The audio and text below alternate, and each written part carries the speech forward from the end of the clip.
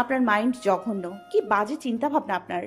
ছেলে হয়ে একটা মেয়ের সামনে এই সব বলতে লজ্জা ছেলে হয়ে একটা মেয়ের সামনে এইসব বলতে লজ্জা লাগে না? বলে।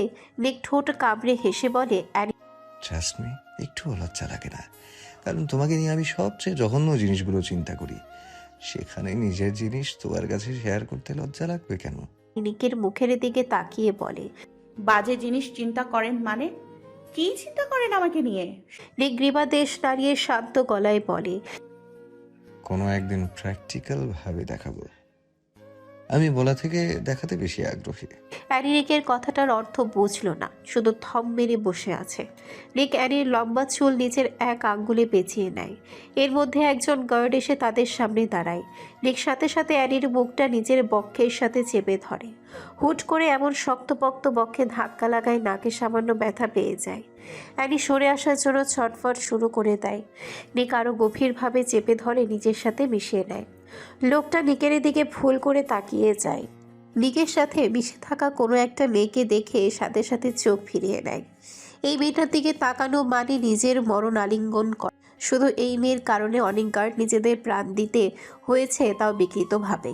নিক গার্ডের দিকে ইশারা দিতে লোকটা নিয়ে আসা প্রতিটা খাবার টেবিলের উপরে রাখে। নিক তীক্ষ্ণ দৃষ্টিতে প্রতিটা খাবারের দিকে তাকায়। গ্রিলড চিকেন, খিচুড়ি, স্টিমড ফিশ, দই, পারফে, গ্রিলড স্যালমন, লেন্টিল স্যুপ প্রতিটা পেয়ালার সুন্দরভাবে সাজিয়ে দিয়েছে। নিক সব খাবার পরখ করে বলে। নিজে আগে টেস্ট করো, কুইক। লোকটা কোনো রকম সন্দেহ ছাড়াই টেস্ট শুরু করে। এটা নতুন নয়, বাহির থেকে কোনো খাবার আসলে প্রতিটা খাবার টেস্ট করতে হয়। লোকটা সবগুলো টেস্ট করে সোজা হয়ে দাঁড়ায়। নিক লোকটাকে স্বাভাবিকভাবে দাঁড়িয়ে থাকতে দেখে গম্ভীর হয়ে বলে। ইউ ক্যান কাম নাও। নিকের আদেশ পাওয়ার সাথে সাথে লোকটা বেরিয়ে যায়। লোকটা চলে যেতেই নিক নিজের বাঁধন নরম করে। অ্যানি সাথে সাথে মাথা তুলে বড় বড় শ্বাস টানে। ফর্সা নাকটা কেমন লাল হয়ে গিয়েছে, যেন রক্ত জমাট বেঁধে আছে। অ্যানির আগে কির মিলিয়ে বলে, শ্বাসরোধ করে মারার ধান্দা করছেন? এইভাবে চেপে রেখেছেন কেন? আরেকটু হলে দম আটকে যেত। অ্যানির নাকের উপরে আঙ্গুল ছুঁয়ে বিরক্তি নিয়ে বলে, কি সব শরীর তোমার! সামান্য স্পর্শ করলেই লাল হয়ে যায়। যেখানে স্পর্শ করি সেখানেই সিলমোহর লেগে যায়। ক্ষত এমন গভীর হয় যে পরের বার ক্ষত করার ইচ্ছে হারিয়ে ফেলি। নিকের রাগ দেখে অ্যানির চোয়াল ছুলে আসে। সামান্য ঠোঁট ভিজিয়ে বলে, কখনো ঠিকভাবে স্পর্শ করেছেন? সামান্য হাত ধরলেও মনে হয় যেন হাড্ডিগুলো ভেঙে যাচ্ছে। ঠোঁট দিয়ে স্পর্শ করতে গেলে দাঁত দিয়ে কামড়ে অর্ধেক মাংস খুলে ফেলেন শরীরের। এমনভাবে নিজের সাথে চেপে ধরেন যে পুরো শরীর অবশ হয়ে আসে। আপনার আর চিতাবাঘের সাথে কোনো পার্থক্য নেই। নিক ঠোঁট কামড়ে হেসে বলে, I like it baby girl. স্পর্শে যদি ক্ষত সৃষ্টি না হয় তাহলে স্পর্শহীনই ভালো। আমার দেয়া প্রতিটা স্পর্শ তোমার শরীরে গভীর সিলমোহর লাগিয়ে দেবে, যাতে 2 হাত দূরত্বে থাকলেও প্রতিটা ক্ষত আমার কথা মনে করিয়ে দেয়। নিক ছোটার জন্য হাত পা নাড়িয়ে বলে। ছাড়ুন আমাকে। নিক গম্ভীরতা টেনে বলে। খাবারগুলো শেষ করো। অ্যানি টেবিলের দিকে তাকায়। চোখের সামনে এত সুস্বাদু খাবার দেখে যেন পেটের ভেতরে আরো জ্বালা করে ওঠে। কিন্তু নিকের অপমানের কথা মাথায় আসতেই পুনরায় নিজেই দৃষ্টি সরিয়ে নেয়। নিকের বাঁধন থেকে ছোটার জন্য মরিয়া হয়ে বলে, খাবো না আমি। নিক বিরক্তি নিঃশ্বাস ছেড়ে বলে, আমি রেগে গেলে ঘূর্ণিঝড় হয়ে যাবে বেবি গার্ল। আমার টর্চারগুলো নিশ্চয়ই ভুলে যাওনি। তবে এখন আঘাত করব না আর। কারণ যার ভেতরে মৃত্যুর ভয় থাকে না তাকে মেরে লাভ নেই।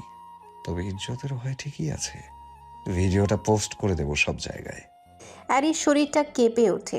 সব শক্তি যেন একটা ব্ল্যাকমেইলে শেষ হয়ে যায়। যদি একবার এই ভিডিও অনলাইনে দেওয়া হয় তাহলে সবাই তার নগ্ন শরীর দেখবে।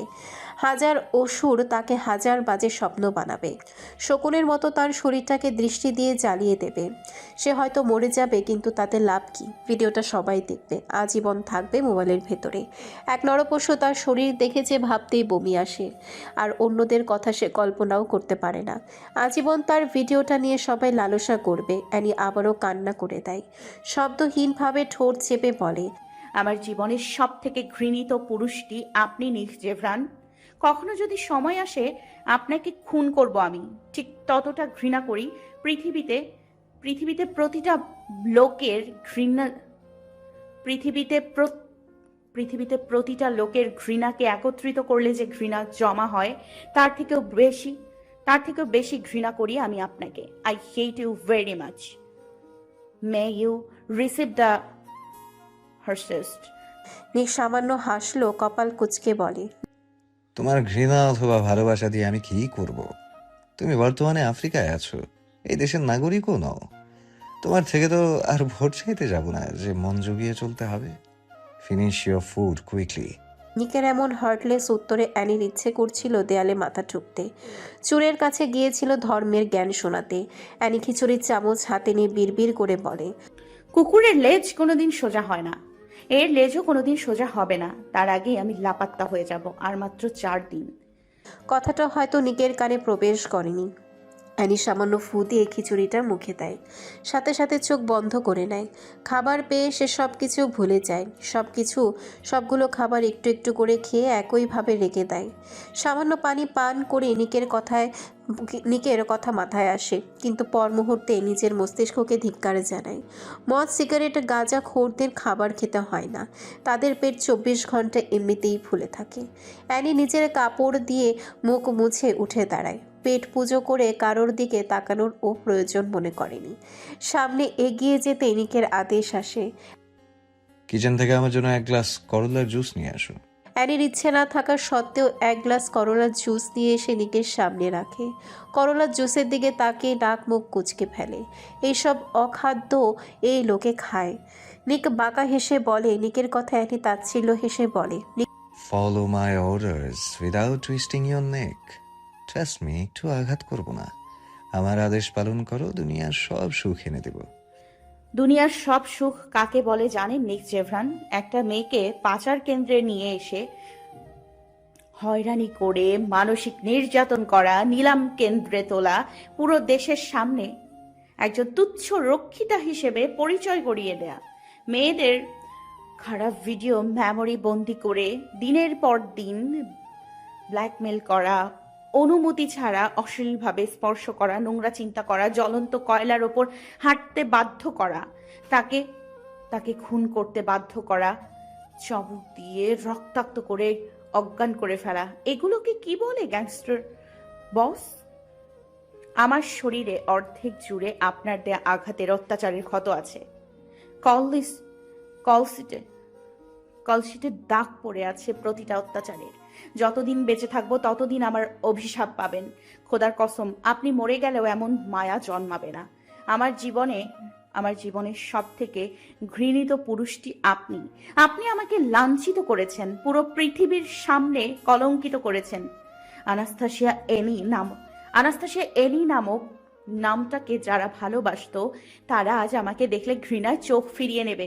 সবাই ভাববে আমি হাজারো পুরুষের কামনা মিটিয়েছি, একজন গ্যাংস্টার বসের রক্ষিতা হয়ে থেকেছি দিনের পর দিন। পুরো দেশের সামনে আজ আমি কলঙ্কিত। নিকের ধূসর মনির চোখে দুইটা রক্তিম হয়ে ওঠে। রাগে তিরতির করে কেঁপে ওঠে শরীর। সামনে থাকা কাউচটাকে লাথি দিয়ে ফেলে দেয়। এক বিকট শব্দে অ্যানি কেঁপে ওঠে, ভয়ে 2 পা পিছিয়ে যায়। নেগে হিংস্র হায়নার মতো অ্যানির গলাটাকে চেপে ধরে গর্জে ওঠে, মিথ্যে জিনিস নিয়ে মানসিক আঘাত পেলে জান খেয়ে ফেলবো। একজন পুরুষও তোর দিকে তাকায়নি। যারা তাকিয়েছিল তাদের কঠিন মৃত্যু দিয়েছি। যারা রক্ষিতা নিউজ ছড়িয়েছিল তাদের প্রত্যেকের কলিজা কেটে তোর সামনে নিয়ে আসবো। জাস্ট আর কয়েকটা দিন।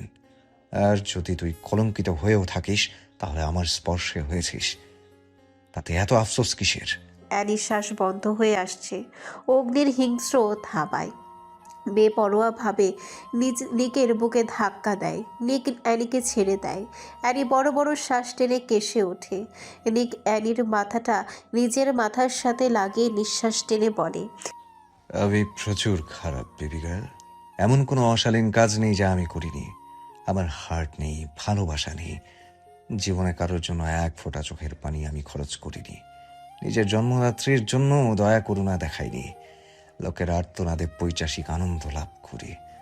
সামান্য কারণে লোকের দেহ ছিন্ন বিচ্ছিন্ন করে ফেলি। দিনে 1000টা খুন করলেও অনুশোচনা হয় না। কিন্তু তুমি ভিন্ন।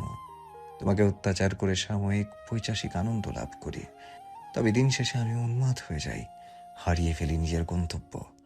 আমার সাম্রাজ্যে তোমার বন্দি দশা আজীবনের জন্য। তোমার জন্য বাহিরের পৃথিবী নিষিদ্ধ। তোমার শ্বাসের হিসেব রাখবো আমি। আমি ছাড়া কারোর সাথে তুমি কথা বলতে পারবে না। আমি ব্যতীত তোমার চোখে অন্য কেউ তাকালে কঠিন নির্যাতনের শিকার হবে। রক্তাক্ত করে ফেলবো, তবু অন্যের জন্য সামান্য চিন্তা করতে দিব না। If necessary, I will bind you in chains, but I will not separate you from myself. নিকের গরম নিঃশ্বাস ফিসফিস করা কণ্ঠস্বর অ্যানির শরীরটাকে কাঁপিয়ে তোলে। এক মুহূর্তের জন্য ভুলে যায় সবকিছু। অস্পষ্ট আওয়াজে বলে, টানা দিনের পর বাহিরের জগৎ না দেখে সারাদিন একটা রুমে থাকাটা মৃত্যুর চেয়েও কষ্টদায়ক। আপনার কারণে আমি সামান্য বাতাসও শরীরে লাগাতে পারি না। আপনার মস্তিষ্ক ঠিক নেই, বিকৃত ভাবনার অধিকারী আপনি, একটা হার্টলেস সাইকোপ্যাথ। সমুদ্র তটে দাঁড়িয়েছিল নাবিক। নিস্তব্ধ সমুদ্রের গর্জনে মিশেছিল এক অন্তর্গত ঝড়। দৃষ্টি তার প্রসারিত জলরাশির বুক চিরে সোজা দূর আকাশে নিবদ্ধ, যেন সেখানে লুকিয়ে রয়েছে কোনো অতীতের অনুরণন। সোনালি বালির স্পর্শ, উষ্ণ বাতাসের পরশ, সব কিছু তার চারিপাশে জীবন্ত অথচ অপ্রাসঙ্গিক। হঠাৎ পেছন থেকে ভেসে আসে এক স্পষ্ট মেয়েলি কণ্ঠস্বর। Hi handsome. চেনা উক্তির আকস্মিকতায় নাপিতের কপাল জোড়া ভ্রু একত্রিত হয়ে যায়। তবু কণ্ঠস্বরের উৎসে দৃষ্টিপাতের প্রয়োজন বোধ করেনি সে। শুধু সামান্য নিঃশ্বাস বদলে দৃষ্টি স্থির রাখে সমুদ্রের দিকে। মেয়েটি এগিয়ে আসে, বালুকার উপরে অনায়াসে হেঁটে। ঠিক তার পাশে ঘেঁষে দাঁড়ায়। আকাশে ওরা পাখিদের মতোই ওনার শাড়ির খেলা বাতাসে, আর চুলগুলো উন্মুক্ত ঢেউয়ের মতো উঠছে চঞ্চল হয়ে। মুহূর্তের জন্য পাশে কারো অস্তিত্ব টের পেয়ে নাবিক ধীরে ঘাড় ঘুরিয়ে তাকায়। এক নজরেই মুখভঙ্গি কঠোর হয়ে ওঠে, চোয়াল শক্ত করে ফেলে। দৃষ্টিতে বিরক্তির ঝলক, মেটে কণ্ঠে মৃদু বিদ্রুপের আভাস এনে কিছুটা তাচ্ছিল্য নিয়ে বলে, ভদ্রতা বুঝেন না বুঝি? যাই হোক, শরীরের এমন অবস্থা কেন? নাবিদ নিঃশব্দে কয়েক মুহূর্ত আকাশের রেখায় কিছু খুঁজে বেড়ায়। তারপরে ঠান্ডা গলায় হুমকিসূচক কণ্ঠে উচ্চারণ করে, আশেপাশে অনেক সুদর্শন পুরুষ রয়েছে যাদের আপনি হয়তো মনোরম বলে বিবেচনা করতে পারেন। তাদের কারোর পাশে গিয়ে দাঁড়ান। আমার ছায়ায় দাঁড়িয়ে থাকলে 2 মিনিটের মধ্যে প্রাণ ত্যাগ করতে হতে পারে আপনাকে। মেয়েটির চোখ মুহূর্তে শুরু হয়ে আসে, চেহারায় অসন্তোষের রেখা স্পষ্ট। সেও যেন নিজের জায়গা থেকে এক চুল না সরেই নাবিদের দিকে তাকিয়ে থাকে। সমুদ্রের বাতাস আরও তীক্ষ্ণ হয়ে ওঠে, আর বালুকায় পড়ে থাকা দুটি ছায়া, একটি আগুনের মতো কঠোর, অন্যটি বাতাসের মতো ছন্দময়। শরীরের এখন অবস্থা কেমন? আসলেই আপনি একটা বখাটে। ওদিন রাতে অ্যাক্সিডেন্ট করে যখন পড়েছিলেন তখনই বুঝেছিলাম শুধু উপরে সুন্দর হলেই হয় না, মুখোশধারী লোক সব কয়টা। এত যুদ্ধ করে হাতির মতো শরীরটাকে টেনে ঠিকানায় পৌঁছে দিলাম, আর সেই লোক আমাকে খুন করার হুমকি দিচ্ছে। লোকে এই জন্যই বলে, আর যাই করো গুন্ডাদের কখনো সাহায্য করো না, এরা এক একটা কালসাপ। ঋদ্ধিমা অনেকগুলো কথা একসাথে বলে নিঃশ্বাস টানে। রেগে গেলে সে নিজের মধ্যে থাকে না ছোট থেকে। মুহূর্তেই সামনে দাঁড়িয়ে থাকা লোকটার কথা ভেবে ভয়ও পেয়ে যায়। শুকনো ঢোক গিলে পিটপিট করে তাকায়। নাবিদ এতক্ষণ তার দিকে তাকিয়েছিল, এরপর নিজের দৃষ্টি ঘুরিয়ে সামনে নিক্ষেপ করে। ছোট করে গম্ভীরতা টেনে বলে, থ্যাঙ্কস। ঋদ্ধিমা নাক ছিটকায়। এমন ধন্যবাদ শুনে লোকে এমন করলার মতো ধন্যবাদ জানায় নাকি? প্রয়োজন নেই আপনার থ্যাঙ্কসের। নাবিদ কিছুক্ষণ চুপ থেকে এক পলক ঋদ্ধিমার দিকে তাকায়। এরপর বিরক্তির শ্বাস ফেলে পকেট থেকে একটা কার্ড বের করে। কার্ডটার দিকে এক পলক তাকিয়ে তাচ্ছিল্য হাসে। এরপর ঋদ্ধিমার হাতে দিয়ে বলে, এটার জন্যই অপেক্ষা করছিলাম। 5 লক্ষ টাকা আছে এতে। আশা করব তোমার আশা স্বরূপ পাওনা হয়েছে। ঋদ্ধিমা কার্ডটার দিকে তাকিয়ে কিছুক্ষণ নীরবতা পালন করে। এরপর এপিট ওপিট উল্টে ঠোঁট কামড়ে হাসে, ভ্রু নাচিয়ে বলে, কত লক্ষ? 5 লক্ষ। আমি আপনাকে 10 লক্ষ দান করছি। নাবিদ কপাল কুঁচকে বলে, মানে? আমি আপনাকে 10 লক্ষ টাকা দান করব। আপনি পুনরায় সে একই জায়গায় অ্যাক্সিডেন্ট হয়ে পড়ে থাকবেন, আর আমিও দেখব ঠিক কতজন আপনাকে সাহায্যের জন্য এগিয়ে আসে। অজ্ঞান অবস্থায় ঠিক কতজনকে টাকা দিয়ে ক্রয় করতে পারেন। নাবিদ বক্ষ টান টান করে দাঁড়ায়। গ্রীবাদেশ নাড়িয়ে কিছু বলতে গেলে ঋদ্ধিমা হাত দিয়ে থামিয়ে দেয়। মেয়েটার আগে ঠোঁট কামড়ে ধরে রেখেছে। হাতে থাকা কার্ডটা নাবিদের চোখের সামনে তুলে 2টা টুকরো করে ফেলে। এরপর সমুদ্রে ছুঁড়ে ফেলে দেয়। নাবিদ তাকায় সেদিকে। ঋদ্ধিমাও সেদিকে তাকিয়ে তাচ্ছিল্য হেসে বলে, টাকা একটা কাগজ মাত্র, আর মানবতা, মায়া শারীরিক অংশ।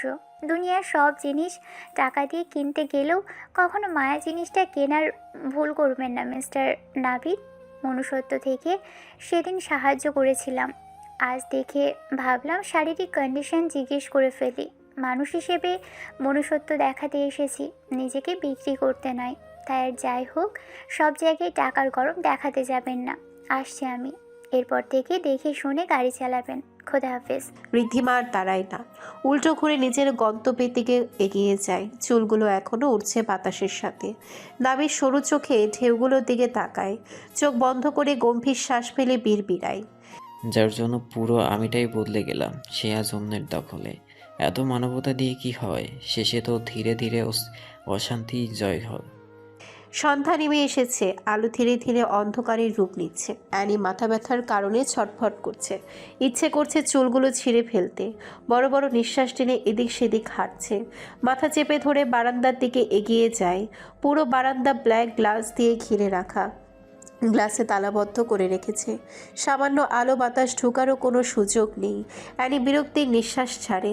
যখন অ্যানি মার্বেল পাথরের সেই সুবিশাল বারান্দায় পা রাখে, তখন এক বিষণ্ণ নৈশব্দ তার চারিপাশে ঘিরে ধরে। বারান্দাটি যেন প্রাসাদের একটি নিষিদ্ধ অধ্যায়, যেখানে আলো আসে কেবল চাঁদের ভাঙা প্রতিফলন হয়ে, আর বাতাসে মিশে থাকে বহুজাতিক অপবাদের ঘ্রাণ। এখানেই পৃথিবীর নিকৃষ্টতম স্বপ্নগুলো একত্রিত হয়েছে, কিছু বোতলে, কিছু ধোঁয়ায়, কিছু দাগ পড়া ট্রেতে রাখা রৌপ্য চামচে। প্রথমে তার চোখ পড়ে ক্রিস্টাল বেত কাচের ছোট্ট কন্টেইনারে রাখা স্বচ্ছ হীরের মতো দেখতে স্ফটিক, যা একবার গ্রহণ করলে হৃৎপিণ্ড যেন কাঁপতে কাঁপতে জ্বলতে থাকে। এই বিশুদ্ধ মেথ অ্যামফেটামিন আমদানি করা হয়েছে সরাসরি ইউক্রেন সীমান্ত দিয়ে। পাশে আছে একটি সোনালী ধাতুর বাক্স, যার ভেতরে রাখা কলম্বিয়ান কোকাইন, সূক্ষ্মভাবে গুঁড়ো করা, একেবারে তুষারের মতো সাদা। প্রতিটি দানার নিচে যেন কোনো অদৃশ্য শয়তানের মুখ। বারবার পরিশোধিত এই কোকেইন নিউ ইয়র্কের আন্ডারগ্রাউন্ড সিন্ডিকেটের মাধ্যমে পৌঁছেছে ক্যাপ্রিসিওর অখড়ায়। এক কোণে পড়ে আছে চামড়া বাঁধানো একটি বাক্স, তার ঢাকনা খুলতেই দেখা যায় আফগান ব্ল্যাক টার হেরোইন, কালচে আঠালো এক তরল গদ্য, যা শরীরে ঢুকলে কেবলই ঘুম আর মৃত্যুর মাঝখানে এক লুকানো করিডোর খুলে যায়। তাকে ঘিরে রাখা হয়েছে সিরিঞ্জ, ছোট কাচের টিউব আর সিগারেটের ছাই।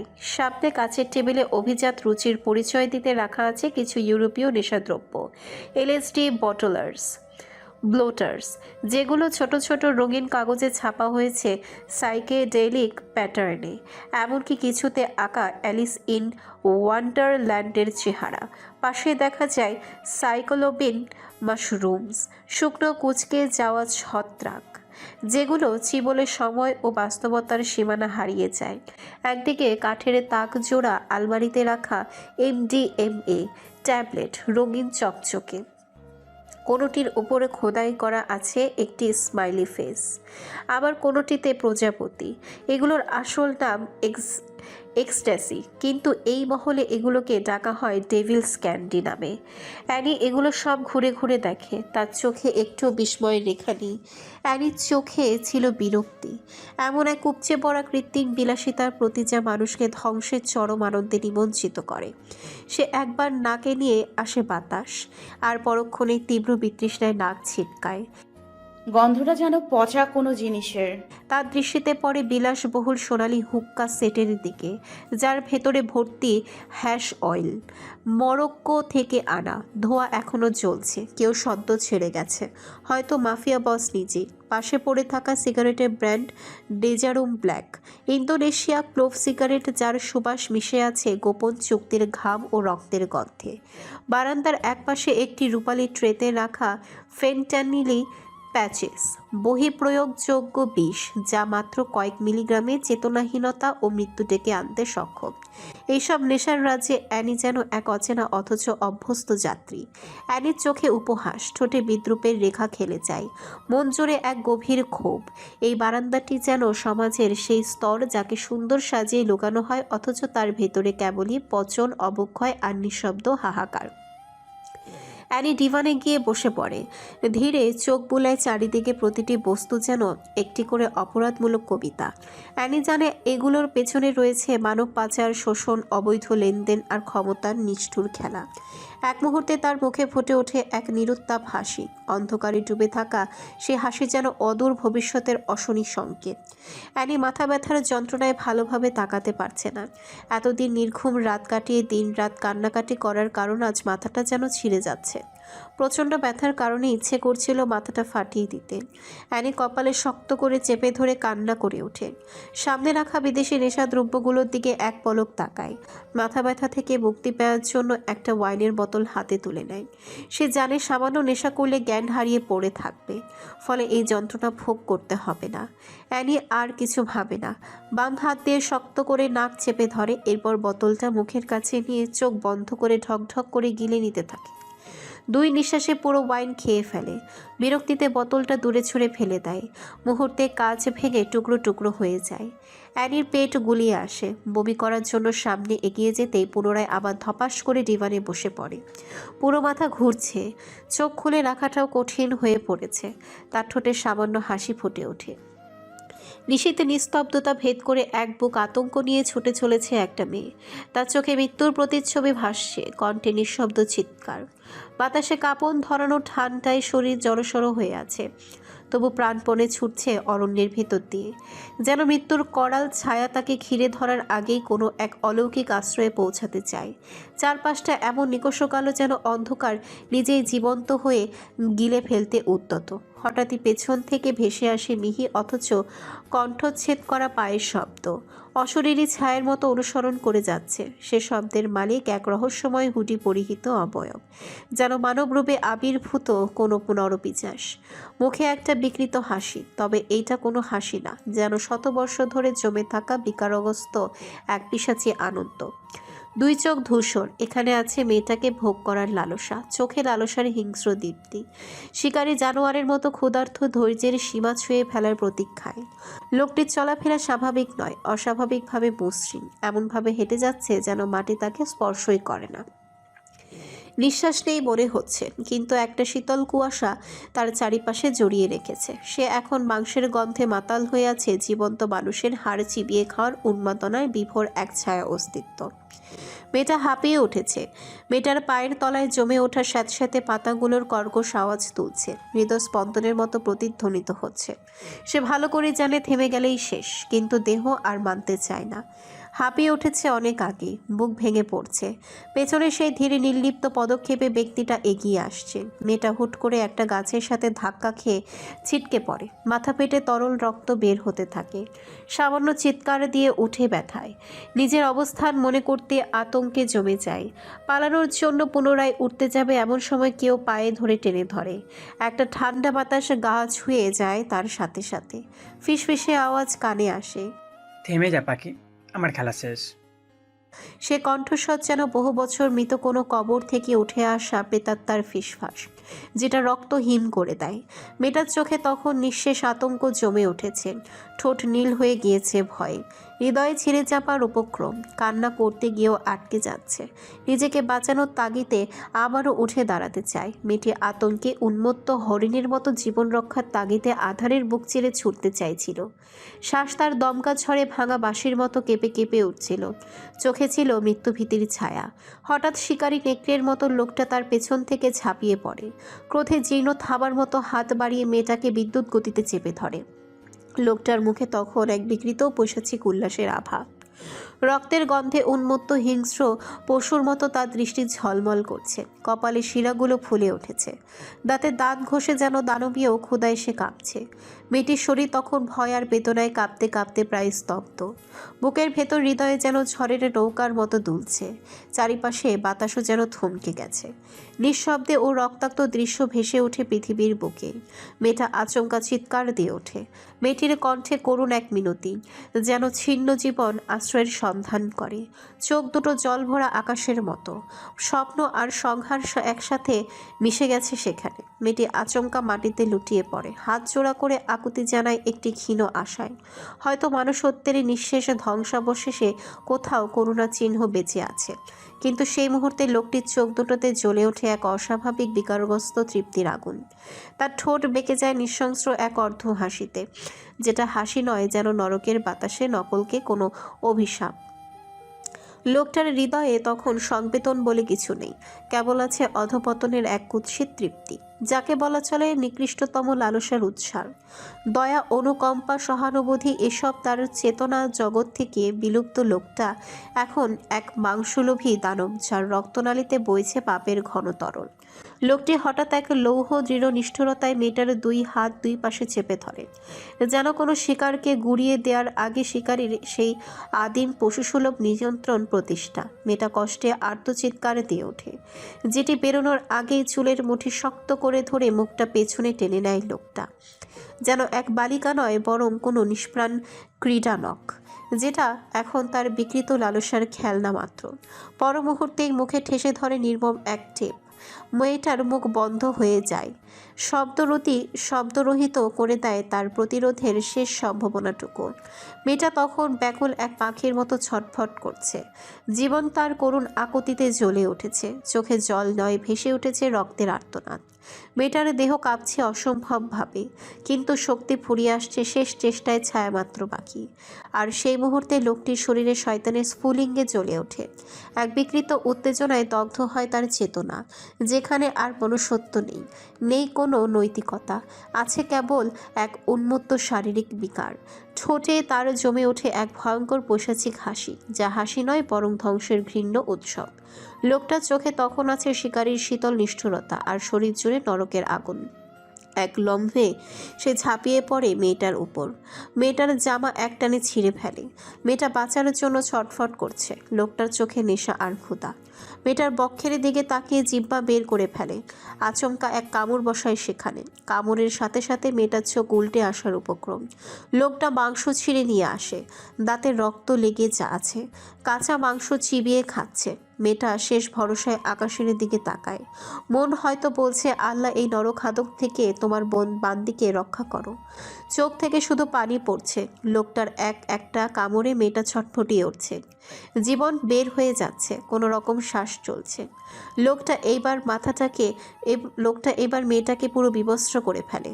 লোকটা মেয়েটার রক্তাক্ত শরীর দেখে কুকুরের মতো জিহ্বা বের করে ঠোঁট ভেজায়, পৈশাচিক হাসিতে মেতে ওঠে, মাথায় আগুন ধরে যায়। ক্ষুধার্ত কুকুরের মতো মেয়েটার পুনরায় উপরে ঝাঁপিয়ে পড়ে।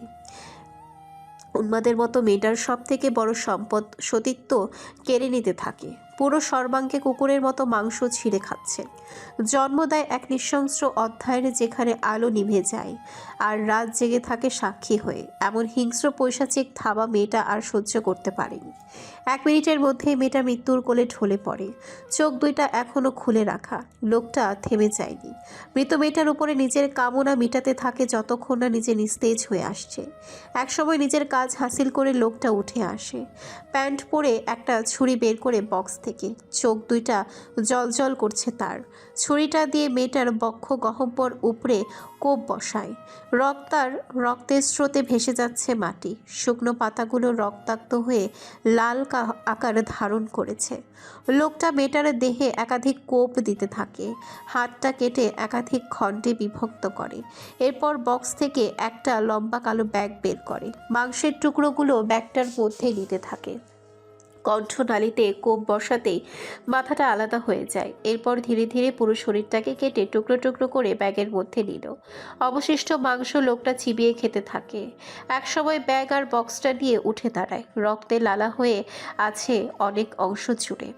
লোকটা সেদিকে তাকিয়ে বিকৃত হাসিতে ফেটে পড়ে। রাতের অন্ধকারে কি ভয়ানক সে হাসির শব্দ!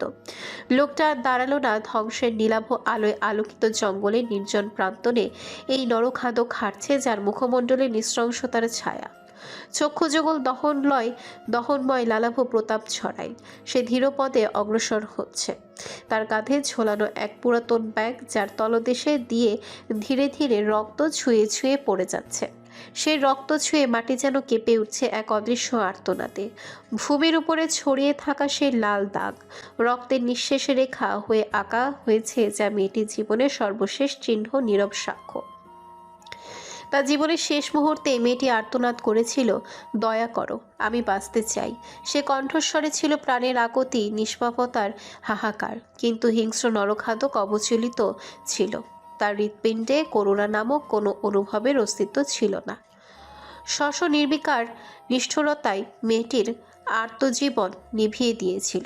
রাত গভীর, চারপাশে এমন নিস্তব্ধতা যেন শব্দেরা আত্মহত্যা করেছে। নিশাচর পাখিরা মৌন হয়ে আছে, বাতাস থমকে আছে। নগরের বুক চিরে রাস্তাগুলো যেন মৃত কবরে পরিণত হয়েছে। এক ধরনের সুশৃঙ্খল শূন্যতা চারিদিকে বিস্তার লাভ করেছে, যেটি শুধু অনুভব করা যায় কিন্তু উচ্চারণ করা যায় না। এই ঘন নৈশব্দের বুক চিরে গ্যাংস্টার বসের বিলাসবহুল কালো রঙের গাড়িটি এসে থামে। এটি একটি নিঃশব্দে বিচারকের আসনে বসার উদ্দেশ্যে স্থাপন করা হয়। গাড়ির দরজা খুলতে ভারী বুর্জতা থেকে উঠে আসে এক প্রকার নিঃশব্দ ধ্বনি। নিক দ্রুত পায়ে এগিয়ে আসতে থাকে নিজে গন্তব্যে। বড় বড় পা ফেলে রুমের দিকে অগ্রসর হয়। চলনে আছে এক প্রকার নির্দয় শাসনের প্রতিফলন। দরজা ঠেলে সে প্রবেশ করে নিজের রুমে। পুরো রুম অন্ধকার দেখে কপাল কুঁচকে ফেলে। নিক হাত বাড়িয়ে সুইচে চাপ দেয়। কৃত্রিম আলোর ঝলকে অন্ধকার মুহূর্তে ছিন্ন বিচ্ছিন্ন হয়ে যায়। আলো জ্বলে উঠলেও কক্ষটি জনমানবহীন। রুমে তার কাঙ্ক্ষিত ব্যক্তিটি নেই। নিঃসঙ্গতা যেন হঠাৎ করে প্রবল হয়ে ওঠে। নিকের ভ্রু কুঁচকে আসে আরও। মুখের পেশিতে দেখা যায় এক প্রকার সংকুচিত বিকার। এই মুহূর্তে তার দেহতত্ত্ব ও মনস্তত্ত্ব উভয় একযোগে প্রতিক্রিয়া জানায়। চারিপাশে ছন্ন ছাড়ার মতো তাকায়, পাগলের মতো এদিক সেদিকে যায়, কিন্তু কোথাও কেউ নেই। রাগ ক্রমশ জমে ওঠে। প্রথমে নিঃশব্দ লেলিহানের মতো সামান্য গর্জন দিয়ে ওঠে, পরে জ্বলন্ত আগ্নেয়গিরির মতো বিস্ফোরণ প্রবণের মতো বিড়বিড়ায়। একবার হাতের নাগালে পাই তোমাকে, বেবি গার্ল। সে ঘন ঘন নিঃশ্বাস টানে। হুট করে ওয়াশরুম থেকে পানি পড়ার শব্দ ভেসে আসে। টিপ টিপ শব্দে জানান দিচ্ছে ভেতরে কেউ আছে। নিক রহস্যময় হাসি দিয়ে গ্রীবাদেশ নাড়ায়। ভারী পা ফেলে কাবার্ডের কাছে যায়, কিছু একটা বের করে বাঁকা হাসে। এরপর গম্ভীরতা নিয়ে ওয়াশরুমের দিকে এগিয়ে যায়। ওয়াশরুমের দরজা হালকা খুলে রাখা, ভেতর থেকে লাগানো নেই। নিক বাম হাতের সাহায্যে দরজা ধাক্কা দিয়ে খোলে। সামনে তাকাতে স্তব্ধ হয়ে যায়। গ্যাংস্টার বসের বুকের ভেতরে তাণ্ডব লীলা চলতে থাকে। অ্যানি বিবস্ত্র হয়ে বসে আছে, শরীরে সামান্য সুতাও নেই। নিক ভেতরে প্রবেশ করতেই তার দিকে ঠোঁট উল্টে তাকায়। কি সেই মায়াবী চেহারা, নীল চোখের গভীরতা, লম্বা সোনালি চুলগুলো মেঝেতে ছড়িয়ে পড়ে আছে এলোমেলোভাবে। গোলাপি ঠোঁট দুইটা কাঁপছে ঠান্ডায়। ফর্সা শরীরে পানির কণাগুলো মুক্তার মতো চিকচিক করছে। নিক পাগলের মতো নিঃশ্বাস নিতে থাকে, ঠোঁট ভিজিয়ে অন্যত্র তাকিয়ে যায়। অ্যানি চোখের পাতা ঝাপটে বাথটাবের কাছ থেকে উঠে আসে। এরপর সামান্য কান্নার ফেস করে নিকের দিকে তাকায়। অ্যানি নিকের বক্ষের দিকে তাকিয়ে সামান্য হাসে। ছোট হাতটা নিকের চওড়া পিঠানো বক্ষের উপরে রাখে। মুহূর্তে নিকে দুই পা পিছিয়ে যায়, পেছনে শক্ত করে বেসিন চেপে ধরে। নিঃশ্বাসের বেগ নিজের নিয়ন্ত্রণের বাহিরে চলে গিয়েছে। ওয়াশরুম থেকে বেরিয়ে যাওয়ার কথাটাও সে ভুলে গিয়েছে। নিককে এইভাবে দূরে সরে যেতে দেখে অ্যানি ঠোঁট উল্টে কেঁদে দেয়। অ্যানির কান্না নিকের কানে প্রবেশ করতে আরও অস্থির হয়ে পড়ে। অ্যানি আচমকা নিকের শার্টের প্রথম বোতাম খুলে ফেলে। অ্যানির এমন ব্যবহারে নিকের কপাল কুঁচকে আসে। ঘন ঘন নিঃশ্বাস টেনে বলে, কি কি করছো বেবি গার্ল? তোমার থেকে ওয়াইনের গন্ধ কেন আসে? মাতাল কেন হয়েছো? অ্যানি নিকের কথায় কোনো উত্তর দেয় না। নিজের কাজে সে ব্যস্ত। শার্টের প্রতিটা বোতাম খুলে খিলখিল করে হেসে ওঠে। নিক ঠোঁট চেপে শক্তভাবে বেসিন চেপে ধরে। অ্যানি নিকের উন্মুক্ত বুকে শক্তভাবে চুমু খায়। নিক আচমকা অ্যানির কোমর প্রগাঢ় ক্ষুদ্রতার সাথে শক্ত করে ধরে। অ্যানি সামান্য ব্যথায় শব্দ করে বলে, ব্যথা পাচ্ছি তো। নিক নিঃশ্বাসের ঘনত্বের জন্য কথা বলতে পারছে না। কোনো রকম রাগ দেখিয়ে বলে, পাগলামো কেন শুরু করে দিয়েছো? আমাকে জ্বালাচ্ছ কেন? আমার তাপ সহ্য করার ক্ষমতা আছে তোমার? বৃষ্টি হেসে নিকের বুকে হাত বুলিয়ে বলে, জ্বালাবো না একটু। আপনার এই বক্ষটা আমার অনেক ভালো লাগে, কিছুটা ভয়ানক টাইপের, তবুও আমার পছন্দের। ধৈর্য হারিয়ে ফেলেছে। গ্যাংস্টার বসকে নাস্তানাবুদ করছে একজন অষ্টদোষী কন্যা। অ্যানির মুখে নিজের প্রশংসা সহ্য হলো না। রাগে অ্যানির উন্মুক্ত নরম কোমরটা আরো শক্ত করে চেপে ধরে রাগে চিবিয়ে চিবিয়ে বলে, জ্বালাচ্ছিস কেন এইভাবে? নিজের কন্ট্রোল হারিয়ে ফেলেছি, বুঝতে পারছিস না? মাতলামো করার জন্য কি আমাকেই পেয়েছিলি? আমার উত্তাপ সহ্য করতে পারবি? নিকের এমন রাগ আর ধমকে অ্যানির নাক টেনে ফুপিয়ে ওঠে, কোমরে ব্যথায় টন করে ওঠে। আচমকা নিকের প্যান্টের বেল্ট ধরে টান দেয়। অ্যানির এহের কাজ নিকে হতবম্ব হয়ে যায়, কপালে ভাঁজ প্রগড় হয়। তবে ভুলেও অ্যানির দিকে তাকায় না। অ্যানি রেগে পুনরায় টান দিতে যাবে, এমন সময় নিক শক্ত করে হাত চেপে ধরে। ঘন নিঃশ্বাস ছেড়ে ধমক দিয়ে বলে, আমার জিনিস নিয়ে এইভাবে টানাটানি করছো কেন? অ্যানি প্যান্টের দিকে তাকিয়ে বলে। খুলুন এটা। নিকের ভ্রু কুচকে আসে, নিক কি বলছো এইসব? প্যান্ট। চোয়াল শক্ত করে ফেলে। অ্যানি ঠোঁট উল্টে বলে। আমি তো কাপড় পরিনি, তাহলে আপনি কেন পরেছেন? নিক চোখ বন্ধ করে নিজেকে শান্ত করে বলে, এখন কি আমি কাপড় ছাড়া হাঁটাহাঁটি করব? কাপড় পরতে হবে কেন? না পরলে কি হয়? অ্যানি প্রথম পাগলাটের কথায় নিক উত্তর দিতে ভুলে যায়। তার হাতের চাপ অ্যানির কোমরে আরো গভীর করে তোলে। অ্যানি ব্যথায় প্রায় কান্না করে ওঠে। এত ব্যথা দেন কেন আমাকে? এত টর্চার কেন করেন? মায়া লাগে না একটু আমার জন্য? অ্যানি এমন কথার মধ্যে নিক থমকে যায়। মস্তিষ্কে সজাগ হতেই নিষ্ঠুরতার সাথে উত্তর দেয়, একটুও মায়া লাগে না। আঘাত করতে পারলে পৈশাসিক আনন্দ পাই। অ্যানি নিকের বুকে হাত দিয়ে স্পর্শ করে বলে, আপনি খুব খারাপ। আদর করতে গিয়ে ব্যথা দিচ্ছেন। আমি আপনার আদর চাই না, বাজে লোক আপনি। আমি অন্যজনের কাছে যাব। অ্যানি মুখে নিজের নাম শুনে শান্ত আরো বেপরোয়া হয়ে ওঠে। রাগ করতে পারছে না, দূরে সরাতে পারছে না, আঘাত করতে পারছে না। এই কোন অবস্থায় দাঁড়িয়ে আছেন গ্যাংস্টার বস। বেসিনটা এমনভাবে চেপে ধরেছে যেন কিছুক্ষণের মধ্যেই ভেঙে যাবে। সামান্য নিচের ঠোঁট খামড়ে ধমকে ওঠে, ফাক অফ বেবি গার্ল। আমার দৃষ্টিসীমার বাহিরে যাও, না হলে রক্তাক্ত হবে প্রচুর।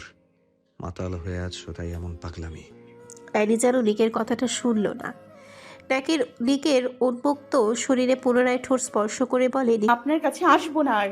আমাকে একটু আদর করেন না, একটু ভালোবাসেন না। সব সময় কেন এভাবে আঘাত করেন? বিশ্বাস করুন, খুব কষ্ট হয়, যন্ত্রণায় ছটফট করি। ক্ষতগুলো থেকে মনে হয় বিষাক্ত পোকা বের হচ্ছে। এত দহন কেন আমার? আপনার ঠোঁটে একটু চুমু দেই, আপনার ঠোঁটে একটু চুমু খাই। আপনি খুব সুন্দর। শুকনো ঠোক গিলে। কি নাজেহাল অবস্থা তার। বিড়বিড় করে, আমাকে সামলাতে পারবে না। খুব ছোট তুমি বেবি গার্ল। আমার স্পর্শ নরম নয় সবার মতো। রক্তাক্ত স্পর্শ সহ্য করার ক্ষমতা তোমার থাকলে অনেক আগেই তুমি আমার হাতে নিজের সতীত্ব হারাতে। থেমে যাও এখানেই। নিক কথাটা বলে আর দেরি করেনি। অ্যানি নিকের পায়ের উপরে নিজের পা রাখে, এরপর পা অনেকটা উঁচু করে সামান্য ঠোঁট স্পর্শ করে। ব্যাস, গ্যাংস্টার বস নিজের নিয়ন্ত্রণ হারায়। অ্যানির শরীরটা চেপে ধরে সাথে সাথে দেয়ালের সাথে চেপে ধরে ঠোঁটে ঠোঁট মিশিয়ে দেয়। দেয়ালের সাথে আচমকা ধাক্কা খেতে অ্যানি ব্যথায় ছটফটিয়ে ওঠে। নিক শক্ত করে অ্যানির হাত দুইটা একত্রিত করে মাথার উপরে দিয়ে দেয়ালের সাথে চেপে ধরে। এক হাত কোমরে শক্তভাবে চেপে রেখেছে, কিন্তু হাত এক জায়গায় স্থায়ী হয় না। সময়ের ব্যবধানে হাতের অবাধ্য বিচরণ চলতে থাকে, চুমুর উন্মাদনা বাড়তে থাকে। সামান্য স্পর্শে একসময় দন্তের ঘর্ষণের রূপ নেয়। চুমুর গভীরতা ছিল হিংস্র। শ্বাস বন্ধ হয়ে আসছে অ্যানির। নিক ধীরে ধীরে গলায় নিচে নেমে আসে। নিকের এমন উন্মাদ রূপে অ্যানি ভয় পেয়ে যায়। ধাক্কা দিয়ে সরিয়ে দিতে চায়, কিন্তু হাত বাঁধা থাকায় পারে না। নিক পুনরায় অ্যানির ঠোঁট আঁকড়ে ধরে সামান্য এগিয়ে যায়। ডান হাতের মাধ্যমে কিছুক্ষণ আগে বেসিনের উপরে রাখা হ্যান্ড কাফ নিয়ে নিল। এরপর কোনো সতর্কতা ছাড়াই অ্যানির দুই হাত শক্ত করে বেঁধে ফেলে। এক চুমুর গভীরতা আর দ্বিতীয় হাত বেঁধে ফেলা, সব মিলিয়ে অ্যানি ভয়ে শিউরে ওঠে। যেন মাতলামো ছেড়ে বাস্তব জগতে ফিরেছে সে। অ্যানি ব্যথায় ছটফটিয়ে বলে, অ্যানি কথা শেষ করতেই চুলের শক্ত টান অনুভব করে। চোখ দিয়ে পানি পড়তে থাকে মেয়েটার। নিক অ্যানির চিবুকে চেপে ধরে গর্জে ওঠে, কার কাছে যাওয়ার ধান্দা করছিস? সামান্য স্পর্শ যদি কারোর লাগে পুরো শরীর জ্বালিয়ে দেব। অ্যানি কেঁদে ওঠে। ছাড়ুন আমাকে, কষ্ট হচ্ছে অনেক। নিকের রাগ নরম হয়ে আসে, কিন্তু সে এখন নিজের মধ্যে নেই। নিজেকে হারিয়ে ফেলেছে অনেক আগেই। নিক অ্যানির কানের কাছে ঠোঁট স্পর্শ করে বলে, নিজেকে হারিয়ে ফেলেছি বেবি গার্ল। আমাকে সিরিয়াস করেছো তুমি বাজেভাবে। এই মুহূর্তে গ্যাংস্টার বস নিক জেভরান তোমাকে চাইছে। অ্যানি হয়তো এর অর্থ বুঝলো না ভালোভাবে। সে ভালোভাবে চোখে এই খুলতে পারছে না। কোনো রকম শব্দ করে বলে, আপনি ব্যথা দিচ্ছেন, পরে আরো দেবেন। নিক হিসিয়ে বলে, সহ্য করে নে বেবি। সকালে সূর্যোদয় হওয়ার আগেই ডাক্তার চলে আসবে। 1.5 বছর ধরে ছটফট করছি আমি। অ্যানি একদম নিশ্চুপ হয়ে আছে। নিক পুনরায় অ্যানির মধ্যে ডুব দেয়। ধীরে ধীরে তার চোখ জ্বলে ওঠে, ঠোঁটে পৈশাচিক হাসি, হাতের স্পর্শ শক্ত ওঠে ধীরে ধীরে। বর্তমানে অ্যানি পুরোটাই নিকের দখলে। নরখাতকের মতো অ্যানির দেহে রাজত্ব চালাতে থাকে। অ্যানি চিৎকার দিয়ে উঠলে নিক মুখ বেঁধে দেয়। পেটা নিস্তেজ হয়ে পড়েছে এমন শক্তপোক্ত স্পর্শের ধাবায়। চোখ থেকে অনবরত পানি পড়ছে, থামানোর কোনো শক্তি নেই তার মাঝে। ঠিক এমনভাবে ডুব দিয়েছে যেন কোনো ক্ষুধার্ত সিংহ। হাতের বিচরণ গভীর করে তোলে। অ্যানি আটকে ওঠে, যেন শ্বাস বন্ধ হয়ে আসছে। ওপর থেকে ঝিরঝির করে শাওরের পানি পড়ছে, দুজনে ভিজে একাকার। রাত গভীর থেকে গভীর হতে থাকে। ঘন ঘন নিঃশ্বাসের শব্দ পুরো ওয়াশরুম জুড়ে। সময় যাচ্ছে, নিকের হিংস্রতা আরও বৃদ্ধি পাচ্ছে। অ্যানি হয়তো মাতাল হয়ে পাগলামো করেছে, কিন্তু সকালের সূর্যোদয়ে মস্তিষ্ক বাস্তবে ফিরলে কি আদৌ এমন সত্য মেনে নেবে? জীবনের সব থেকে ঘৃণিত পুরুষটি তার সর্বাঙ্গে রাজত্ব চালাচ্ছে। রাতের অন্তিম প্রহরে আকাশমণ্ডল একটি গাঢ় নীলধূসর আচ্ছাদনে আবৃত থাকে, যা ক্রমশ প্রভাতের শুভ্র আলোকে স্থান দান করতে প্রস্তুত হয়। গগনে তমসাচ্ছন্নতা ও মৃতপ্রায় নক্ষত্র বিন্দুগণ এক বিষণ্ণ নীরবতা সৃষ্টি করে, যেন প্রকৃতি নিজ শ্বাস প্রশ্বাস সংবরণ করে সময়ের গর্ভে আসন্ন প্রভাতকে ধারণ করবার নিমিত্তে প্রতীক্ষমান। রজনীর গভীরতম স্তরে এক নির্জন কক্ষে আবদ্ধ থাকে দুইটি বিপরীতমুখী সত্তা। একজন ক্ষমতার উন্মত্ত প্রতিমূর্তি, যার অন্তরঙ্গে হিংস্রতা ও দখলদারিত্বের উগ্র স্পর্শ। অন্যজন নিঃসহায়তা ও আত্মসমর্পণের এক করুণ প্রতিচ্ছবি। গ্যাংস্টার বসের প্রতিটি আচরণে উচ্চাসনের অহংকার ও আদিম প্রবৃত্তির নৃশংস ছায়া। তার অঙ্গপ্রত্যঙ্গ যেন ক্ষুধার্ত হায়নার সমতুল্য। এমন ভাব স্পর্শ করে যাচ্ছে যেন অনেক দিনের একত্রিত তৃষ্ণা নিবারণ করছে। মায়া করুণা বলতে কিছু নেই তার চোখে। ধূসর চোখ দুইটা হিংস্রতা নিয়ে ঝলঝল করছে। অ্যানির দুটি হাত লৌহবদ্ধ শৃঙ্খলে আবদ্ধ। কবজির চারিপাশে হ্যান্ডকাফের ঠান্ডা শীতলতা তার ব্যক্তিসত্তাকে সম্পূর্ণরূপে নিষ্ক্রিয় করে দিচ্ছে। দেহ ভাষাহীন হয়ে পড়েছে, তবে চক্ষু জ্বালায় অব্যক্ত আরতি। মুখ কাপড় দিয়ে বাঁধা। চোখ থেকে অনবরত নোনা জল গড়িয়ে পড়ছে, যার ধ্বনি উচ্চারিত না হলেও বেদনা দগ্ধ বাতাসে প্রবাহিত। প্রতিটি মুহূর্ত যেন অনন্তকালীন ব্যাপী শোষণের এক নির্মম পালা। অ্যানির দেহ যখন যন্ত্রণায় অবসন্ন আর চেতনা স্তিমিত হয়ে আসে, তখনই নৃশংসতার বেষ্টনী অতিক্রম করে। জ্ঞান হারিয়ে চোখ বন্ধ করে ফেলে। কিছু মুহূর্ত অতিবাহিত হওয়ার পর অ্যানিকে নাড়াচাড়া করতে না দেখে নিক থেমে যায়। মনে অচিরে এক ঝলক চৈতন্য উন্মেষ ঘটে। নিস্তব্ধতা হঠাৎ হয়ে ওঠে ওজনদার। নিশ্চল অ্যানিকে দেখে এক পলক সেই নির্মম পুরুষের চেতনায় ক্ষণিক এক দ্বিধার রেখা আঁকা পড়ে। সম্ভবত অপরাধ বোধ নয়, বরং নিয়ন্ত্রণ হারানোর ভীতি। নিকের দৃষ্টি ধীরে ধীরে নেমে আসে সেই নিথর শরীরের প্রতি, যে শরীরে ভাষাহীন হয়েও প্রত্যেক ছায়া ও ক্ষতচিহ্নে এক নীরব চিৎকারে পূর্ণ। এই মুহূর্ত হিংস্রতা ও সহনশীলতার মধ্যবর্তী একটি বিষণ্ণ প্রান্তর, যেখানে মানুষত্ব ও পাশবিকতার সীমানা অস্পষ্ট হয়ে ওঠে। নিক অ্যানির মুখের দিকে এক পলক তাকিয়ে হ্যান্ডকাফ খুলে দেয়। কোমরে একটা টাওয়াল পেঁচিয়ে অ্যানির রক্তাক্ত ঠোঁটে শক্ত করে চুমু খায়। এরপর পাজা কোলে করে তুলে নেয়। মুখে কোনো ভাবান্তর নেই, কোনো অনুশোচনা অথবা অপরাধও নেই, যেন সে আগে থেকে ধারণা করেছিল এমন কিছুই হবে। হাতে ভেজা কিছু অনুভব করতেই ডান হাতের দিকে তাকায়। বাম হাতে বুড়ো আঙ্গুল দিয়ে কপাল ঘেঁষে বিরক্তিতে চোয়াল শক্ত করে ফেলে। নিক হাত থেকে দৃষ্টি সরিয়ে লাল বেডশিটের দিকে তাকায়। বেডশিটের কালার লাল হওয়ায় তেমন ভালোভাবে বোঝা না গেলেও সবটা স্পষ্ট। নিক নিজের ঠোঁট কামড়ে ধরে রেখেছে। কিছুক্ষণের মধ্যে নিজের ঠোঁট থেকে তরল রক্ত বের হতে থাকে। বিরক্তিতে বৃদ্ধা আঙ্গুল দিয়ে রক্তটা মুছে দিল। হালকাভাবে অ্যানিকে বিছানায় শুইয়ে দিল। এরপর কভার থেকে একটা কালো শার্ট বের করে পুনরায় বেডশিটের কাছে আসে। অ্যানি শিউরে বসে পুরোটো শরীরে চোখ রাখে। অসংখ্য ক্ষততে পুরো শরীর রক্তাক্ত হয়ে গিয়েছে। নেগ ঢোক গিলল কিছুটা। ঘন ঘন নিঃশ্বাস টেনে পাশে থাকা বেডসাইড টেবিলটাকে হাত দিয়ে ধাক্কা মেরে ফেলে দেয়। রাগে চুল খামচে ধরে বিড়বিড় করে ওঠে থেমে। বলেছিলাম ঘুমন্ত সিংহকে না জাগাতে, উত্তাপ সহ্য করতে পারবে না, রক্তাক্ত হয়ে পড়বে। গ্যাংস্টার বস নিক জেফরানের স্পর্শ গ্রহণ করার ক্ষমতা যদি তোমার থাকতো, তাহলে ট্রাস্ট মি বেবি গার্ল, 1.5 বছর আগে আমার হাতে নিজের সতীত্ব হারিয়ে ফেলতে।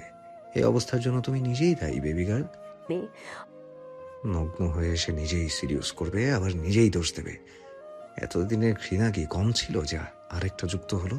হঠাৎ নিক চুল ছেড়ে দেয়, কপালে অসংখ্য ভাঁজ ফেলে চোখ ছোট ছোট করে ফেলে, সামনে দৃষ্টি রেখে নিজের উপরে বিরক্তি নিয়ে বলে, আমি কেন এই নারীকে দরদ দেখাচ্ছি?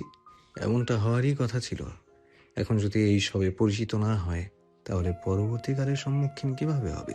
নিক অ্যানির পাশ থেকে উঠে দাঁড়ায়, এরপর ফিঙ্গার টাচ করে দরজা খুলে দরজার সামনে কাউকে দেখতে না পেয়ে রাগে হাত মুষ্টিবদ্ধ করে ফেলে। গ্যাংস্টার বসের রাগ যেন আগ্নেয়গিরির মতো ফুটে ওঠে, যা মুহূর্তের মধ্যে তার সারা শরীর জোরে জ্বলে ওঠে। দরজার কাছে কাউকে না পেয়ে সে অদ্ভুত এক অতৃপ্তি অনুভব করে চোয়াল শক্ত করে ফেলে। পেশিগুলো মনে হচ্ছে কিছু দিয়ে বাঁধা, শক্তি দিয়ে টান টান হয়ে ওঠে।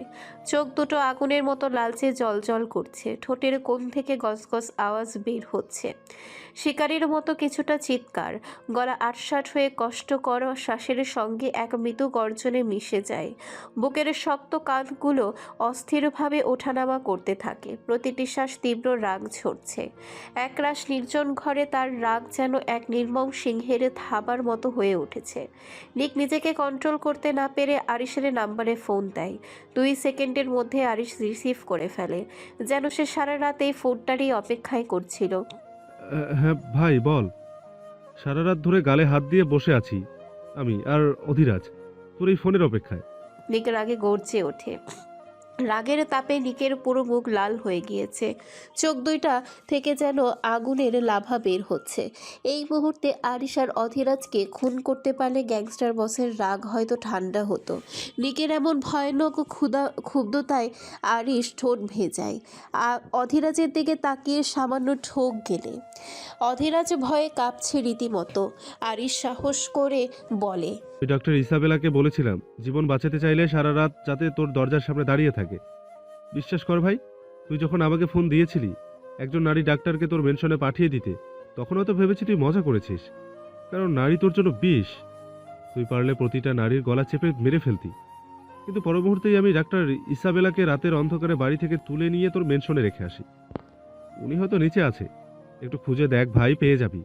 এভাবে হুঙ্কার দিয়ে আমাদের দম বন্ধ করে ফেলিস না, তোর জন্য এমনি সারা রাত ঘুমায়নি। আরিশের কথা শেষ হতেই নিক রাগে গর্জে ওঠে। সামনে যদি তোদের দুইটাকে আজ পাই তাহলে খোদার কসম জান খেয়ে ফেলবো। আমি এখন মহিলাকে খুঁজে বের করবো, ইডিয়েট। আরিশ সামান্য সিরিয়াস হয়ে বলে, নিক কি হয়েছে নিক? এতক্ষণ ভাবছিলাম হয়তো এমনি। তুই হুট করে ডাক্তারের পেছনে পড়ছিস কেন? ক্ষতে পছন্দ ধরে গেলেও তুই নিজের জন্য ডাক্তার আনবি না, সেটা আমার থেকে ভালো কেউ জানে না। অ্যানির কি হয়েছে? রাগে কটমট করে শ্বাস টানে, চোয়াল শক্ত করে ফোন কেটে দেয়। এরপর ঘন ঘন শ্বাস টেনে পাগলের মতো এদিক সেদিক তাকায়। পুনরায় ওয়াশরুমে ঢোকে, দ্রুত শাওয়ার নিয়ে বের হয়, দরজা খুলে সামনে এগিয়ে যায়। হঠাৎ সিঁড়ির এক অংশে চোখ যায়। মহিলাটার বয়স হয়তো 50-এর ঊর্ধ্বে হবে। ঠিক ঠোঁট কামড়ে ধরে, রাগে কাঁপতে থাকা শরীর কিছুটা শিথিল হয়ে আসে। চোখ দিয়ে 2জন গার্ডকে ইশারা করে, গার্ড মহিলাটার কাছে আসে। এরপর হাতে থাকা রিভলভার দিয়ে গুতা দিয়ে বলে।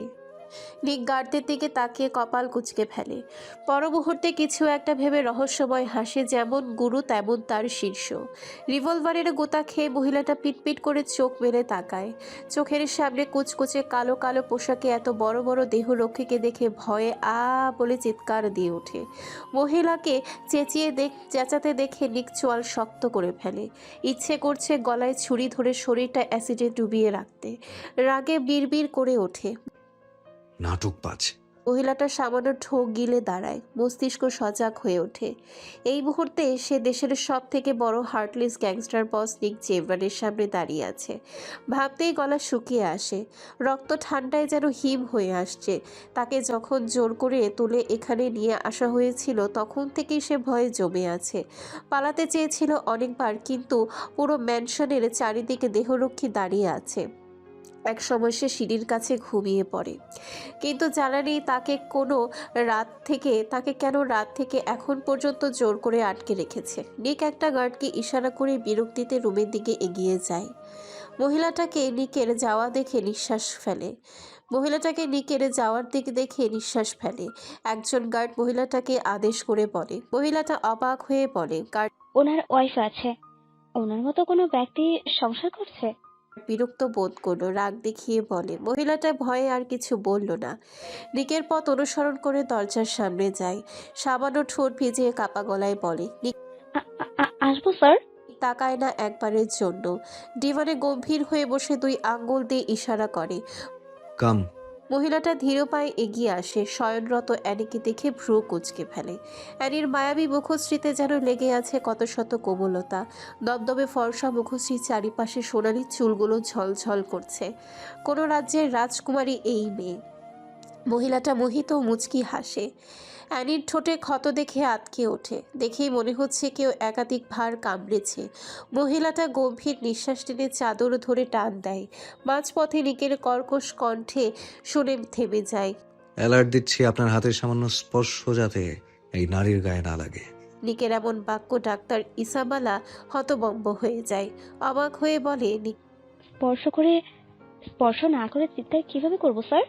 চোয়াল শক্ত করে ফেলে। আমার কথাটা হয়তো বুঝতে পারেননি ডক্টর ইজাবেলা। সামান্য স্পর্শ লাগলেও আপনার হাত কেটে কুকুরকে খাওয়াবো। যা করবেন দূর থেকে। আরেকটা প্রশ্ন করলে পরেরটা ভেবে দেখব কি করা যায়। ডক্টর ইসাবালা আতঙ্কে জমে যায়। কার গুহায় এসে পড়েছে সে, কিন্তু সেটা আর প্রকাশ করার সাহস হয়নি। ডক্টর ইসাবালা স্টেথোস্কোপের সাহায্যে রক্তচাপ পরীক্ষা করে। স্বাভাবিকের তুলনায় রক্তচাপ বেশি বেগে প্রবাহিত হচ্ছে।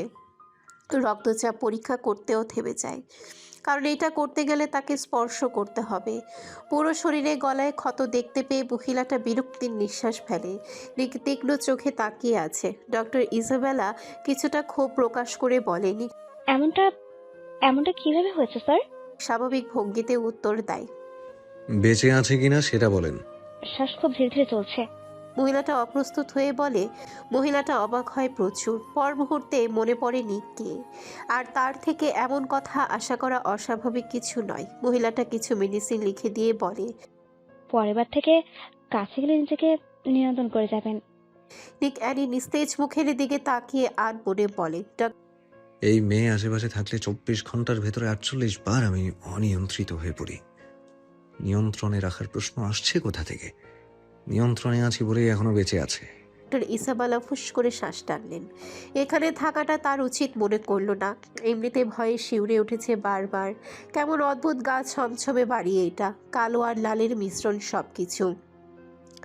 ইসাবেলা নিজের জিনিসপত্র নিয়ে পথ উঠে বলে, খেয়াল রাখবেন নিজের স্ত্রীর। সর্বনিম্ন 1 সপ্তাহ অন্তত বেড রেস্ট থাকতে হবে। ক্ষত অনেক গভীর। নিক রক্তলাল চোখে তাকায়। ডক্টর ইসাবেলা নিকের রাগের কারণ বুঝল না। ভয়ে দ্রুত রুম থেকে প্রস্থান করে। ডক্টর চলে যেতেই নিক ঠোঁট কামড়ে দাঁড়ায়। 2 মিনিটের মধ্যে অ্যানি পিটপিট করে চোখ মেলে তাকায়। ব্যথায় পুরো শরীর ছিঁড়ে যাচ্ছে। শরীরটাকে সামান্য নাড়াতেই ব্যথায় শব্দ করে কেঁদে ওঠে। অ্যানির কান্নার আওয়াজে নিকের কানে প্রবেশ করে, তবে তার কোনো হেলদোল নেই। গম্ভীর নিঃশ্বাস ফেলে ল্যাপটপের দিকে এক পলক তাকায়। অধরে রহস্যময় হাসি খেলে যায়। অ্যানি অনেক কষ্টে হেডবোর্ডে হেলান দিয়ে বসে। মাথা ব্যথায় ছিঁড়ে যাচ্ছে। নিজেকে খুব খালি খালি অনুভব করছে। ঘুমটা কাটিয়ে ভালোভাবে চোখ খোলে। চোখের সামনে নিককে ঠোঁট কামড়ে দাঁড়িয়ে থাকতে দেখে বিরক্তিকর নিঃশ্বাস ফেলে। চাদরটা সরানোর জন্য হাত রাখতে স্তব্ধ হয়ে যায়। শরীরে একটা সুতা পর্যন্ত নেই। নিজেকে নগ্ন বিবস্ত্র দেখে মাথায় আকাশ ভেঙে পড়ে। মাথা নিচু করে ঠোঁট চেপে ধরে। চোখ থেকে নিয়ন্ত্রণহীনভাবে পানি পড়ছে। রাতের ঝাপসা কিছু ঘনিষ্ঠ স্মৃতি ভাসতে থাকে। অ্যানির নিঃশ্বাস দ্রুত চলতে থাকে। চাদর খামচে ধরে। শারীরিক পরিবর্তন অনুভব করতেই ডুকরে কেঁদে ওঠে। নিক অ্যানির দিকে বাজপাখির মতো ন্যায় চোখ রেখে ধমকে ওঠে। নিকের ধমকে অ্যানির চোখ জ্বলে ওঠে। নীলমণির সাদা অংশ কেমন লাল হয়ে গিয়েছে। কান্না সংযত করে ঘৃণা ছুড়ে দিয়ে বলে, নিজের কাজ তাহলে এতদিনে হাসিল করলেন গ্যাংস্টার বস নিক জেভরান। আমার শরীরটাকে জানোয়ারের মতো ছিঁড়ে খাওয়া, রক্ষিতা ট্যাগ লাগিয়ে মৃত্যুর ভয়ে কেড়ে নিয়েছিলেন। আজ থেকে ইজ্জতের ভয়টাও কেড়ে নিলেন। পুরো দুনিয়া এখন আমাকে ছিঁড়ে খেলেও আফসোস থাকবে না, কারণ সব থেকে বড় নরখাদক স্বাদ গ্রহণ করে ফেলেছে। প্রতিদিন আপনার কাছে এই জিনিসটা হাত পেতে ভিক্ষে চেয়েছি, বাট আপনি আমাকে আর বাঁচতে দিলেন না। মৃত্যুর দরজায় এনে দাঁড় করালেন। You will be in the worst condition, just wait and see. নিকের চোখ পুনরায় আগুনের মতো জ্বলে ওঠে, যেন বরফ ঢাকা আগ্নেয়গিরির ভেতরে হঠাৎ বিস্ফোরণ ঘটে। রাগটাকে আর কন্ট্রোল করতে পারল না। প্রগাঢ় ক্ষুদ্রতার সাথে ঝড়ের বেগে এসে অ্যারির চিবুকটা শক্ত করে চেপে ধরে। অ্যারির সাথে সাথে মুখ খিচে ফেলে। নিকে ক্রোধে শ্বাস নিচ্ছে ঘন ঘন, দাঁত কটমট করে গর্জে ওঠে। পুরো দুনিয়া ছিঁড়ে খেতে কি ইঙ্গিত করছিস? ঠোঁট কেঁপে ওঠেনি? এই 5 ফুট সাইজের শরীরে আমি নিক জেভরান ব্যতীত দ্বিতীয় কারোর স্পর্শ লাগলে সৃষ্টিকর্তার কসম সেই জায়গার মানচিত্র বদলে ফেলবো। তুই বাঁচবি, আর বাকিটা জীবন এই বদ্ধ রুমে সৃষ্টিকর্তার পর আমার নাম নিতে নিতে বাঁচবি। এই চেহারা আমি ব্যতীত কেউ দেখতে পারবে না। এই চোখের গভীরতায় আমি ছাড়া আর কেউ মোহিত হতে পারবে না। এই বদ্ধ রুমে আমার সাথে বাঁচবি। কাঁদলে আমার জন্য কাঁদবি, নিজের জন্য কাঁদাও তোর জন্য মানা। আজ থেকে আমার প্রতিটা হিংস্রতাকে থানন করতে হবে। এতদিন ছাড় দিয়েছিলাম, বাট ছেড়ে দিইনি। এটা হুঙ্কার অ্যানির কানে বজ্রের মতো আঘাত করছে। প্রতিটা বাক্যে শুধু অবাক হচ্ছে, কি ধরনের পাগলামো এইসব। উনি ছাড়া কেউ তাকাতে পারবে না মানে? এই বদ্ধ রুমে আজীবন থাকতে হবে? অ্যানি নিঃশ্বাস টানে। মানসিক বিকারগ্রস্ত এই সাইকোপ্যাথ আপনি। সুস্থ মানুষ এমন অস্বাভাবিক আচরণ করতেই পারে না। নিক আরো শক্ত করে চেপে ধরে দাঁতে দাঁত পিষে বলে, stop crying idiot. I don't care. সামান্য বাতাসও তোর শরীরে লাগতে পারবে না। প্রয়োজন অনুযায়ী জাস্ট শ্বাস নিবি। অ্যানি চোয়াল শক্ত করে বলে। সেটা দেওয়ার প্রয়োজন ছিল কি? গলা চেপে শ্বাসটাও বন্ধ করে নিন। নিক বাঁকা হাসলো, গ্রীবাদেশ নাড়িয়ে বলে, আমার অবাধ্য হলে সেটাও করবো বেবি গার্ল। ক্ষমতা থাকলে নিঃশ্বাসটাও নিজের নিয়ন্ত্রণে নিয়ে আসতাম। আমি ব্যতীত একটা পাখিও তোমার দিকে তাকাতে পারবে না। I will be your first priority. Annie নিস্তেজ হয়ে আসে। নিক যে স্বাভাবিক নয় সেটা আজ সে নিশ্চিত হয়। কোনোভাবে কি এই লোক আমাকে নিজের নিয়ন্ত্রণে করতে চাইছে? অনেক মুভিতে দেখেছি সাইলেন্ট সাইকোপ্যাথরা ঠিক একইভাবে অপর পক্ষকে ধীরে ধীরে নিয়ন্ত্রণে নিয়ে আসে। আজ তাহলে আমার জীবনে কেন বাস্তবতা হয়ে নেমে আসলো? আমি এমন 4 দেয়ালের মধ্যে বন্দিত্ব জীবন নিয়ে বাঁচতে পারবো না। যে কোনো মূল্যে পালাতে হবে। তবে অ্যানি এটা মনের ভেতরেই চেপে রাখলো, প্রকাশ করার প্রয়োজন বোধ করলো না। এমনিতেই মনে হচ্ছে তার ভেতরটা কেউ ছুরি দিয়ে ক্ষত বিক্ষত করে দিচ্ছে। অ্যানির আগে চোখ বন্ধ করে ফেলেছে। নিকের শক্ত হাতের স্পর্শে মাথা ঘুরে আসে। শরীরের দুর্বলতা এখনো কাটেনি। ওয়াইনের রিয়াকশনটা এখনো শরীরে রয়ে গিয়েছে। অ্যানি কান্নার জন্য কিছু বলতে পারছিল না এতক্ষণ। বিড়বিড় করে বলে, আপনি আমাকে গভীরভাবে ছুঁয়েছেন নিক জেভরান। আমার সব থেকে বড় সম্পদ কেড়ে নিয়েছেন। কতটা কষ্ট আর ক্ষত বিক্ষত, এতটা কষ্ট আর ক্ষত বিক্ষত হয়তো কয়লার উপর হেঁটে আর চাবুকের আঘাতে জর্জরিত হয়েও হয়নি। ভেতরটা ছিঁড়ে যাচ্ছে আমার। নিক অ্যানিকে ছেড়ে দেয়। আর কত মারবে এইটুকু শরীরে? পুরো শরীর এমনিতেও জখম হয়ে গিয়েছে। নিক বিরক্তিকর শ্বাস ফেলে ল্যাপটপটা তুলে নেয়। এরপর ঠোঁটে কামড়ে কিছু একটা চালু করে। মুহূর্তে কিছু একটার শব্দ উচ্চস্বরে বেজে ওঠে। অ্যানি হতভম্ব হয়ে বলে, ছি, অশ্লীল শব্দ। এই সব দেখেন আপনি? আপনার অপরাধ তো জীবনে কম করেন না। ট্রাস্ট মি, এই সব দেখার জন্য চোখ কানের চেনা হয়ে যাবে। নিক শব্দটা কমিয়ে স্ক্রিনে দৃষ্টি রাখে। অধরে বাঁকা হাসি ফুটিয়ে বলে, এবার ভাবো ঠিক কতটা অশ্লীল তুমি। অ্যানি অবাক হয়ে বলে। নিক কিছু বলল না।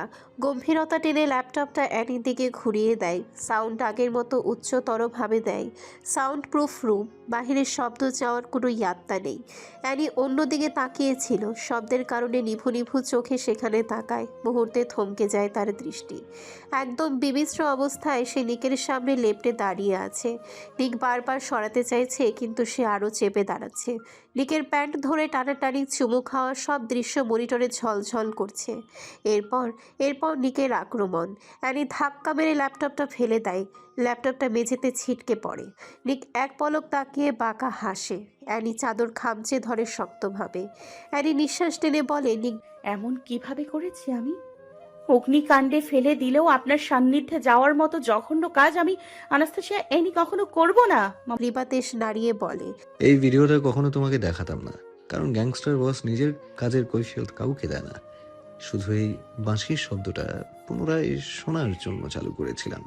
অ্যানি ভ্রু কুচকে বলে। নিক কোন বাঁশির শব্দ? প্যান্টের হাত গুজে বলে। যেটাকে অশ্লীল শব্দ হিসেবে নামকরণ করেছো। নিক আর দাঁড়ালো না, বড় বড় পা ফেলে রুম থেকে বেরিয়ে যায়। অ্যানি নিকের কথায় হতবম্ব হয়ে তাকিয়ে থাকে, রাগে গজগজ করতে করতে বলে, নির্লজ্জ চিতাবাঘ।